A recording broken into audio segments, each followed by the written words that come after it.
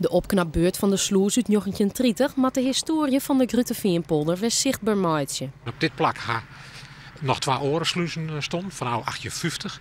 En het is een stukje geschiedenis van de Gruteveenpolder hierachter. Van de vervening die je west had. Het is een heel druk punt west. Het wie het aan- en afvoeren, het afvoeren van de turf en de aanvoer van de goederen hier van de streek.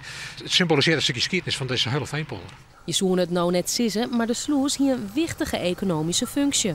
Er waren hier dus winkeltjes en hier stond de sluiswachtershuis en de borkerij hierachter, daar wie ik een winkel. Dus het was hier een drokte van belang. Hier werd ik visken, dus het was echt een punt van, hier gebeurde van alles. De omwoners van de sloes vielen haar bot belutsen bij de opknapbeurt. De stenen van de molen in de ruin dan ik aardig wat taskogers. En elk had wel wat met de sloes. Ik ben 1 keer door de sloes geweest en doe ik 4 hier. En we hebben zelf wennen, mijn minheid hem dus. Helemaal op de oranje van de gracht. En toen ben we verhuizen naar een boerderij in het Tjanger.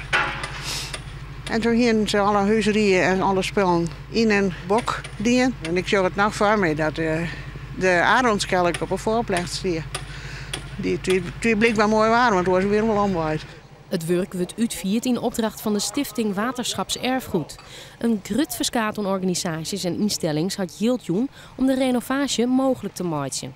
En het inzetten van de sloesdwarren is een hele put. Het was een liesprobleem met wat aan het scharnier. Dus eigenlijk het onderpunt waar dat hij op draait, dat moet dan een beetje uitgesteld worden. Dus daar ben de man nou even mee bezig om dat even te verhoren. En dan hoe een heel oorlijke denk ik, dan zit het spul er weer in en dan gaat het er hopelijk definitief in. Ook het mitselwerk wordt nog opknapt. Er komt een bankje en een informatiebord bij. Het werk met deze jest kleerwezen. Dan stiet er weer wetter in de sloes, maar met de boot kunnen je de liekvels net meer terug. Het wetter in de gracht is net jip genoeg.